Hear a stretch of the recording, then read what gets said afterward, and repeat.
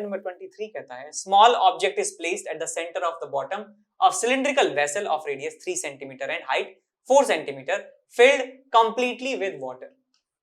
तो हमारे पास एक सिलेंडर है, 3 और 4 उसका डायमेंशन है, रेडियस उसका 3 है, हाइट उसका 4 है, फुल खचाखच भर दिया है उसको पानी से, खचाखच भर दिया है पानी से। तो ये आप डायग्राम बना सकते हैं, this is 3 and this is 4। अब कहते क्या है कि कंसीडर द रे leaving the vessel through a corner. तो यहां पे एक ऑब्जेक्ट है इस बॉटम पर, यहां से जो लाइट रे निकल रही है और जो कॉर्नर से जाती है उसको आपको मानना है। Suppose this ray and the ray along the axis of the vessel are used to trace the image, find the apparent depth of the image and the ratio of real depth to the apparent depth under the assumption taken is equal to. तो देखिए क्या कह रहे हैं, आप image को trace करिए, लेकिन आपको जो रेज इस्तेमाल करनी है वो इसने स्पेसिफिकली बताया है कि जो एक तो एक्सिस के अलोंग जा रही है लाइट रे वो लेना है, और जो कॉर्नर पे होके जा रही है वो आपको लेना है लाइट रे कहां होगी। तो मैं मान लेता हूं कि यहाँ कॉर्नर पर लाइट यदि जाती है तो यहाँ पानी है, यहाँ पे हवा है, तो लाइट जो है वो नॉर्मल से अवे बेंड होने वाली है। तो एक रिफ्रैक्टेड लाइट ये है, दूसरी रिफ्रैक्टेड लाइट ये है, इन दोनों का इंटरसेक्शन पॉइंट जो है वो इमेज कहलाता है। तो इस ऑब्जेक्ट का जो इमेज है यहाँ पर है, ठीक। तो हमें ये बताना है कि इसका डेप्थ जो है कितना है, इस टॉप मोस्ट पॉइंट से इसका डिस्टेंस, और टॉप मोस्ट पॉइंट से इसका डिस्टेंस पता है 4, हमें ये डिस्टेंस बताना है। अब हम जो फॉर्मूला यूज करते हैं कि apparent height is equals to actual height into mu refracted divide by mu incident, वो तभी लगाते हैं जब नॉर्मल इंसिडेंट होता है, जब ऑब्जर्वर जो है नॉर्मल के अलोंग ऑब्जर्व कर रहा होता है। वहां पे एक अजम्पशन होता है मेन डेरिवेशन में कि आई और आर जो एंगल होते हैं, angle of incidence and angle of refraction, वो काफी ज्यादा छोटे होते हैं, इसलिए वहां पे tan थीटा को sin थीटा लिख दिया जाता है और स्नेल्स लॉ को जबरदस्ती वहां घुसा के वो फॉर्मूला बना दिया जाता है। लेकिन यहाँ पे ऐसा नहीं है, बिकॉज आप क्लियरली देख सकते हैं कि ये 3 है 4 है, तो ये वाला जो एंगल होगा वो काफी ज्यादा होगा, it is not small at all. तो मैं मान लेता हूं भैया ये एंगल है I, और ये जो एंगल जहां जिस एंगल से रिफ्रैक्ट हुई है वो एंगल को मान लेता हूं R। तो ये एंगल यदि R है तो ये वाला एंगल भी R के बराबर होने वाला है, और ये I है तो ये भी I के बराबर होने वाला है। तो मैं यहाँ पे सबसे पहले साइन I की वैल्यू निकाल सकता हूं। साइन I से पहले आप tan I निकालिए, ये आपके पास 4 है, so tan I is equal to, tan I लिख सकता हूं this upon this is equal to 3/4। तो इसका मतलब I की जो वैल्यू आपको मिल जाती है 37 डिग्री के बराबर, 37 डिग्री के बराबर। तो मैं R भी निकाल सकता हूं, R कितना आ जाएगा आपके पास, R आ जाएगा आपके पास स्नेल्स लॉ का इस्तेमाल करने पर, यहाँ का refractive index 4/3 into sine 37 which is 3/5 is equal to बाहर का refractive index 1 into sine of R। तो यहाँ बेटा 3 से 3 गया, 4/5 आपको मिल जाता है, R की वैल्यू 53, R की वैल्यू 53 आपको मिल जाती है। So this angle I is 37 degree, और ये जो है आपके पास 53 डिग्री के बराबर है।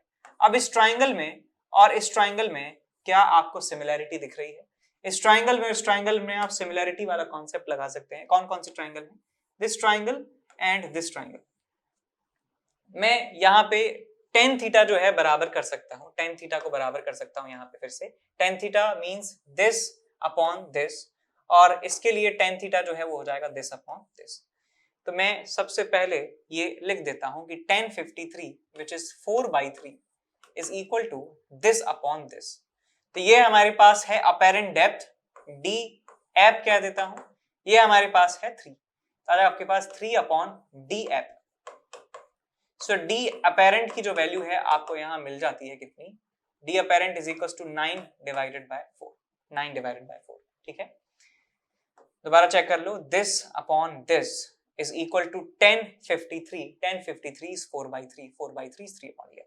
अब इस वाले ट्राइंगल के लिए मैं tan थीटा लिखूंगा, तो this upon 4, ये तो हमें पता ही है, तो बस 9/4 आ गया, और जो रियल हमारे पास डेप्थ है वो 4 हमारे पास दी हुई है। तो अब जो है इसे सॉल्व कर लेते हैं। पूछा क्या गया है हमसे, the ratio, find the apparent depth. Apparent depth कितनी आ जाती है 9/4 which is 2.25, और रेशियो पूछा गया है कि ratio of real depth to the apparent depth, real depth divided by apparent depth का रेशियो पूछा है, व्हिच इज 16/9। 16/9 सॉल्व करेंगे इसे, 9 एकम 9, और बचे आपके पास 9 और 6 7, 9 7 63 बचे 7, 1.77 जो है रेशियो आ जाता है। और अपेरेंट डेप्थ की यदि बात करें तो 2.25 आपको मिल जाता है। Hello my dear students, I am Neeraj Kumar Chaudhary your physics teacher. बच्चों एक बहुत इंपॉर्टेंट इंफॉर्मेशन देनी है। अनअकैडमी पे T20 टेस्ट सीरीज स्टार्ट हो रही है 7 अक्टूबर से, जो कि 7 अक्टूबर से लेके 29 अक्टूबर तक चलेगी। डेली टेस्ट होगा 6:30 से लेके 7 PM तक, ठीक है ना। और ये टेस्ट जो लोग अपना IIT JEE का एग्जाम 2022 में देना चाहते हैं, यानी कि ड्रॉपर्स और 12th के बच्चे 2023 में देंगे, 11th के बच्चे, और जो 2024 में देंगे यानी कि 10th के स्टूडेंट, उनके लिए प्लान की गई है, ठीक है बच्चों। डेली टेस्ट होगा, डेली रिजल्ट आएगा उसी टाइम, और डेली अवार्ड्स है इसमें। अगर रैंक 1 आती है आपकी तो आपको 5,000 रुपए का अमेजोन का वाउचर, 2 to 6 को 3,000, 7 to 20 को 2,000, ठीक है ना। और बच्चों आप अगर विनर हो तो आपको 20% का स्कॉलरशिप भी मिलेगा अगर आपकी रैंक 1 से लेके 50 तक आती है, अगर आप कोई भी सब्सक्रिप्शन लेते हो तो, ठीक है ना। तो बच्चों बहुत ही अच्छा मौका है, जल्दी से जल्दी इसमें एनरोल कर लीजिए। और एनकेसी सर लाइव कोड डालना ना भूलें, ठीक है बच्चों। चलिए, best of luck. Question number 73 यहाँ पे डिस्कस कर रहे हैं। क्वेश्चन कहता है आपसे, a ball is kept at a height h above the surface of heavy transparent sphere made of a material of refractive index mu. The radius of the sphere is r and t बराबर 0. The ball is dropped to fall normally on the sphere. Find the speed of the image formed as a function of time. और time जो है less than √2h/g के बराबर आपको दिया है। Consider only the image by a single refraction. सवाल समझिए पहले कि कहना क्या चाहता है। हमारे पास एक स्फीयर है और ये स्फीयर एक ट्रांसपेरेंट ग्लास मटेरियल से बना है जिसका रिफ्रैक्टिव इंडेक्स म्यू के बराबर है, और इसका जो रेडियस ऑफ कर्वेचर है वो आर के बराबर है। Radius of curvature is equal to R. इस सरफेस के स्फीयर से h हाइट ऊपर, इसकी सरफेस से h हाइट ऊपर एक हमारे पास पार्टिकल है, और ये पार्टिकल का जो इनिशियल हाइट आपको दिया हुआ है वो h के बराबर है। इनिशियल हाइट जो है वो h के बराबर है, तो देख लेते हैं कैप्टेड हाइट h, ठीक है। अब इस बॉल को रिलीज कर दिया जाता है, ऑब्जेक्ट को रिलीज कर दिया जाता है एट t बराबर 0। तो हम जानते हैं कि t is equal to √2h/g time पर ये यहां पर स्ट्राइक कर जाएगा, t is equal to √2h/g time पर। तो हमें बताना है कि जितने टाइम के लिए वो मोशन में था उस टाइम में जो इमेज का वेलोसिटी है, इमेज का स्पीड है, वो कितना रहा होगा, ठीक है। वेरिएशन बताना है आपको टाइम के साथ। तो मैं मान लेता हूं कि t बराबर 0 से t बराबर √2h/g टाइम के बीच में कोई एक ऐसा इंस्टेंट रहा होगा t is equal to 2t जहां पर इसकी स्पीड जो है रही होगी v के बराबर, और मैं यहां पे कह सकता हूं कि इसका हाइट इस समय मान लेता हूं y के बराबर है। तो ये t टाइम में कितना डिस्टेंस नीचे आ चुका है, मैं कह सकता हूं हाफ gt² के बराबर डिस्टेंस ये नीचे आ चुका है। तो y की वैल्यू को लिखा जा सकता है कि टोटल डिस्टेंस है हमारे पास h माइनस इसमें से इतना इसने कवर कर लिया है हाफ gt², तो इतना डिस्टेंस इस ऑब्जेक्ट का हो जाता है इस सरफेस से। अब बेटा किसी भी टाइम इंस्टेंट t बराबर t पर इसका इमेज देखिए इस स्फेरिकल सरफेस से रिफ्रैक्शन के बाद कहां मिलेगा। तो आप ये चेक करिए, ये आपके पास एक स्फेरिकल सरफेस है और इस स्फेरिकल सरफेस में यहाँ का रिफ्रैक्टिव इंडेक्स म्यू है, यहाँ का रिफ्रैक्टिव इंडेक्स 1 है। लाइट यहाँ से निकल के इस दूसरे मीडियम में रिफ्रैक्ट हो रही है। तो मैं फॉर्मूला लगाऊंगा यहाँ पे that mu2 by v minus mu1 by u is equal to mu2 minus mu1 divided by r। सारी वैल्यूज यहाँ प्रॉपर साइन के साथ आप रखेंगे। तो मैं नीचे वाली डायरेक्शन को पॉजिटिव मान रहा हूं और ऊपर वाली डायरेक्शन को नेगेटिव मान रहा हूं। तो यहाँ आपको मिलेगा that mu2 divided by v minus mu1 which is 1 divided by u which is minus y is equal to mu minus 1 divided by r। r जो है आपको पॉजिटिव लिखना होगा, समझ गए।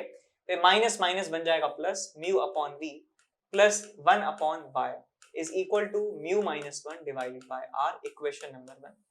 अब हमें इमेज का वेलोसिटी निकालना है, तो मुझे डिफरेंशिएट करना होगा इसको टाइम के रिस्पेक्ट में। इसको डिफरेंशिएट करेंगे तो आपको मिलेगा mu upon V square minus में dv by dt minus 1 upon Y square dy by dt is equal to 0। इसको इधर ले जाएंगे तो ये बन जाएगा आपके पास ये।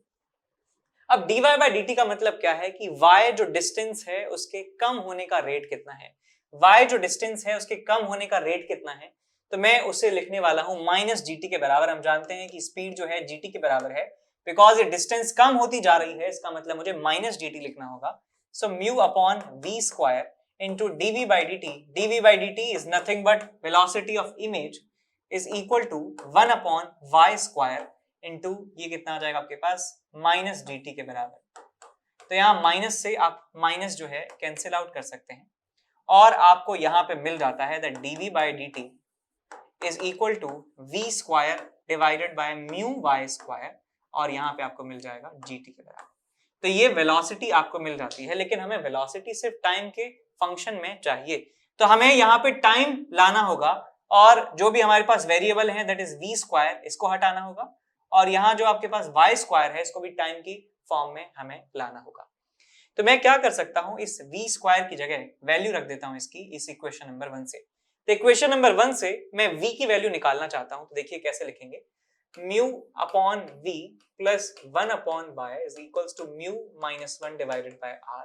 इसको इधर ले जाइए, माइनस 1 अपॉन y आ जाएगा यहाँ पे। So mu minus 1 into Y minus r divided by R Y is equal to mu upon v। तो यहाँ से v की वैल्यू आ जाती है आपके पास mu R Y divided by mu minus 1 into Y minus r। इसका स्क्वायर करेंगे तो आपको यहाँ से मिल जाएगा that dv by dt is equal to v square gt mu square r square y square gt divided by mu minus 1 into Y minus R का whole square और यहाँ पे आपके पास है mu Y square, mu Y square. तो Y square से Y square चला जाता है, म्यू से म्यू चला जाता है, आपको यहाँ पे मिलता है R square G T divided by mu minus 1 और यहाँ पे y की वैल्यू जो है आप रख सकते हैं h minus half G T square, h minus half G T square और साथ में क्या है आपके पास r, ठीक है। और इसका होल स्क्वायर आप यहाँ पे कर दीजिए, ये आपको इमेज मिल जाए, स्पीड का इमेज जो स्पीड का जो वेलोसिटी है, स्पीड का जो वेलोसिटी है, इमेज का जो वेलोसिटी है वो आपको मिल जाता है R square G T divided by, answer check कर लीजिए, R square G T mu रह गया, इसमें म्यू रह गया यहाँ पे एक mu divided by mu minus 1 H minus half G T square minus R का होल स्क्वायर। बिल्कुल ठीक है हमारा आंसर, ठीक है। इस तरीके से इसे सॉल्व किया जा सकता है। यहाँ पे हम डिस्कस करने जा रहे हैं क्वेश्चन नंबर 25। अ लाइट रे is incident at an angle of 45 degree with a normal to a root 2 centimeter thick plate of refractive index 2. Find the shift in the path of the light as it emerges out from the plate. तो एक plate है जिसका thickness हमें दिया है √2 centimetre के बराबर। तो यहाँ पे आप एक प्लेट बना लीजिए लाइक दिस और इस प्लेट का जो रिफ्रैक्टिव इंडेक्स है उसे लिख लीजिए 2 के बराबर है। बाहर एयर है, रिफ्रैक्टिव इंडेक्स 1 है। लाइट किसी भी एक फेस पर 45 डिग्री एंगल बनाते हुए इंसिडेंट होती है, नॉर्मल से 45 या सरफेस से 45 ले लीजिए, 45 का मतलब 45, ये एंगल है 45 डिग्री। तो हम जानते हैं कि जब रेयरर से डेंसर मीडियम में जाएगी तो नॉर्मल की तरफ बेंड होने वाली है लाइट, तो ये ऐसे बेंड हो जाती है। इसका एक्चुअल पाथ जो था, प्रिस्क्राइब्ड पाथ जो था, वो पाथ था ये, लेकिन रिफ्रैक्शन की वजह से ये लाइट इस पाथ पे ना जाके इस पाथ पे चली जाती है। उसके बाद हम कह सकते हैं कि यहाँ आप स्नेल्स लॉ लगाएंगे, यहाँ स्नेल्स लॉ लगाएंगे, तो ये एंगल भी 45 डिग्री आता है। ये बहुत बार प्रूव कर चुके हैं और ये जो फाइनल रे है, इमर्जेंट रे है, ये इस इंसिडेंट रे के पैरेलल हो जाती है और थोड़ा सा शिफ्ट यहाँ पे आ जाता है जिसे पैरेलल शिफ्ट कहा जाता है। इसका formula under a particular circumstances comes t into sin I minus r upon cos r, ठीक है। ये हमें कैलकुलेट करना है। तो ये देखिए बेटा, ये 45 डिग्री है तो मैं मान लेता हूँ r के बराबर है। स्नेल्स लॉ लगा सकते हैं यहाँ और यहाँ के बीच में, 1 into sin 45 is equal to 2 into sin r। तो यहाँ से sin r की जो वैल्यू है आपको मिल जाती है 1/2√2 और यहाँ से R आपको मिलता है 21 डिग्री के बराबर। अब मत पूछिए कि कैसे आया 21 डिग्री, कैलकुलेटर से किया, आपको जो है ये दिया जाएगा यदि किसी एग्जाम में पूछा जाएगा तो, ठीक है, 21 डिग्री के बराबर होता है। अब ये एंगल 45 है, तो नॉर्मल के साथ ये 45 है हमें पता है, तो ये वाला एंगल भी 45 डिग्री के बराबर होना चाहिए। और नॉर्मल के साथ जो एंगल है, अच्छा एक चीज और, हमें निकालना है ये वाला डिस्टेंस, तो मैं यहां से एक परपेंडिकुलर ड्रॉप कर देता हूं, ये वाला, ये परपेंडिकुलर है इसके, तो ये वाला एंगल भी 45 डिग्री हो गया हमारा। ये 45 हो गया तो ये भी 45 हो गया, ये 45 हो गया, ये R है तो ये भी R हो गया हमारा एंगल। तो मैं कह सकता हूं कि ये वाला जो ट्राइंगल है बेटा, ये वाला जो ट्राइंगल है, दिस ट्राइंगल, इस ट्राइंगल की बात मैं यहां पे कर रहा हूं। ये वाली साइड यदि हमारे पास 2 के बराबर है, √2 के बराबर है, तो ये वाली साइड हम बता सकते हैं √2 डिवाइडेड बाय cos r, ये वाली डिस्टेंस हमें मिलने वाली है। तो ये वाली डिस्टेंस हम बता सकते हैं कितनी हो जाएगी, √2 divided by cos r which is cos 21 degree. अब दूसरे ट्राइंगल की तरफ देखिए, इस वाले ट्राइंगल की तरफ देखिए, ये वाला ट्राइंगल, ये वाला ट्राइंगल हमारे पास है, ये एंगल 90 डिग्री के बराबर है, ये वाला एंगल कितना है, r प्लस 45 डिग्री के बराबर। ये वाली साइड मुझे पता है और ये एंगल मुझे पता है, तो मैं ये डिस्टेंस निकाल सकता हूं। Let's say this is delta x, so delta x is nothing but this distance का cos वाला प्रोजेक्शन इज इक्वल टू आ जाएगा आपके पास √2 divided by cos 21 degree into cos of 45 plus 21 degree. 45 plus 21 की बात करेंगे, 46, 56, 66 डिग्री के बराबर, और यही आपसे पूछा गया था। कैलकुलेट कर लेंगे, आपका आंसर आपको मिल जाएगा, ठीक है। क्वेश्चन नंबर 26 कहता है an optical fibre of refractive index 1.72 is surrounded by a glass coating of refractive index 3/2, find the critical angle for total internal reflection at the fibre glass interface. इस सवाल में आपसे पूछा जा रहा है कि क्रिटिकल एंगल बताइए जब TIR होने लग जाएगा। तो हमारे पास यहाँ ऑप्टिकल फाइबर है और उसके बाहर उसकी क्लैडिंग है, यहाँ जो रिफ्रैक्टिव इंडेक्स है वो हमारे पास है म्यू इज इक्वल टू 1.72 और ये है रिफ्रैक्टिव इंडेक्स 1.5। लाइट ऐसे आ रही है, हम चाहते हैं कि एक ऐसा एंगल हो जहां पे ये TIR हो जाए। तो पहले मैं क्रिटिकल एंगल निकाल देता हूँ, लिमिटिंग एंगल निकाल देता हूँ, जैसे एंगल C से ज्यादा होगा लाइट वापस इस मीडियम में रिफ्लेक्ट होने वाली है। तो आप यहाँ पे ये लिख सकते हैं that 1.72 into sin of C is equal to 1.5 into sin 90। यहाँ से आपको मिल जाता है sin C is equal to 150 divided by 172। Solve कर लेंगे इसे, आपको आंसर आपका मिल जाएगा क्रिटिकल एंगल का, ठीक है। 2 से डिवाइड कर दीजिए, मिल जाएगा एंगल। आगे चलते हैं, लाइट, क्वेश्चन नंबर 30 है, light is incident from glass to water. Glass है जिसका रिफ्रैक्टिव इंडेक्स 1.5, वाटर है 1.33 refractive index. Find the range of the angle of deviation for which there are 2 angles of incidence.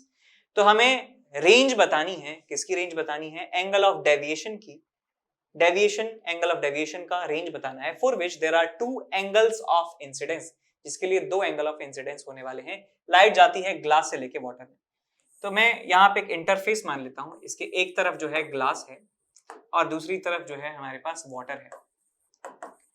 यहाँ का refractive index जो है आपको दिया है कितना, 1.5 के बराबर है। यहाँ का रिफ्रैक्टिव इंडेक्स है म्यू इज इक्वल टू 4/3। यहाँ से लाइट आती है, ग्लास से वाटर में जा रही है। तो यदि मान लीजिए लाइट आती है ऐसे एंगल I से और इस मीडियम में जा रही है, तो हम जानते हैं कि डेंसर से रेयर में जाने पर क्या होगा कि ये नॉर्मल से अवे बेंड होने वाली है। इसका जो ओरिजिनल पाथ था ये था, इसका एक्चुअल पाथ जो है ये है। तो अपने ओरिजिनल पाथ से कितना ये भटक चुकी है, इस एंगल को डेविएशन कहा जाता है। So this angle is angle of deviation. उसे निकाला कैसे जाएगा, देखिए इस नॉर्मल के साथ ये एंगल I है, तो मैं कह सकता हूं ये वाला एंगल भी I के बराबर होने वाला है। रिफ्रैक्टेड लाइट का जो नॉर्मल के साथ एंगल है वो R के बराबर है। So delta is nothing but R minus I। Delta की जो वैल्यू है is nothing but R minus I। अब आप देखिए बेटा, यदि मैं मान लेता हूं कि लाइट 0 डिग्री एंगल पे जाती है, लाइट जो है 0 डिग्री एंगल पर गिर रही है, 0 डिग्री एंगल पर गिरने का मतलब है लाइट ऐसे जा रही है, तो हम जानते हैं कि लाइट दूसरे मीडियम में भी ऐसे ही निकलने वाली है। तो डेविएशन की यदि बात करें, डेविएशन हमारे पास मिल जाता है 0 डिग्री के बराबर। सो डेल्टा जो हमें मिनिमम मिलता है वो कितना मिल जाता है, 0 के बराबर। Delta minimum is 0। समझ गए?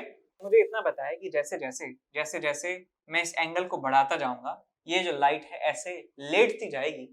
तो एक क्रिटिकल एंगल की बात कर लेते हैं कि जब एक क्रिटिकल एंगल पर गिर रही होगी लाइट, तो ये जो है ऐसे जा रही होगी, ये ऐसे जा रही होगी यदि क्रिटिकल एंगल पर हम इस लाइट को इंसिडेंट करवाते हैं सी एंगल पे। तो ये लाइट ऐसे चली जाएगी 90 डिग्री बनाते हुए। तो मैं कह सकता हूं कि इसका जो डेविएशन है वो कितना हो जाएगा हमारे पास, ये इसका ओरिजिनल डायरेक्शन है, ये वाला जो है इसका पाथ है, ये सी है, तो हमारे पास ये सी बन जाएगा। तो ये बन जाएगा हमारे पास 90 माइनस सी। सो 90 माइनस सी हमें डेविएशन एंगल मिलने वाला है। Delta is equals to 90 minus C. अब निकाल लेते हैं इसे, सी को निकाल लेते हैं। तो यहां से आपको साइन सी की वैल्यू जो है मिलने वाली है। Sine C is equal to 4/3 3/2। तो यहां से आपको मिल जाएगा 8 डिवाइडेड बाई 9। साइन सी की वैल्यू मिल जाती है आपको।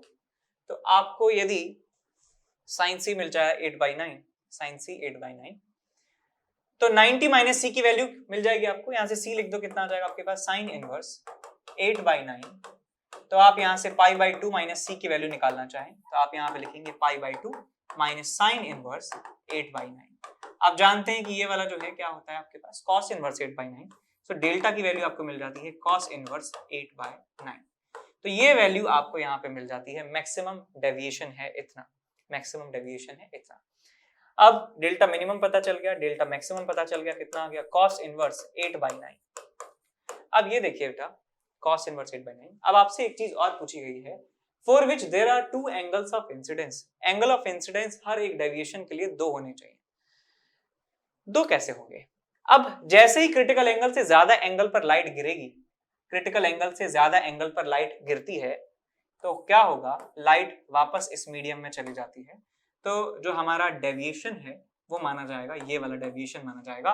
डेविएशन का फॉर्मूला जो है वो चेंज हो जाएगा, बिकॉज अब हम रिफ्लेक्शन की बात कर रहे हैं, रिफ्रैक्शन की बात नहीं। तो एक बार रिफ्रैक्शन में वही डेविएशन मिलेगा और एक बार रिफ्लेक्शन में भी हमें सेम डेविएशन मिलने वाला है।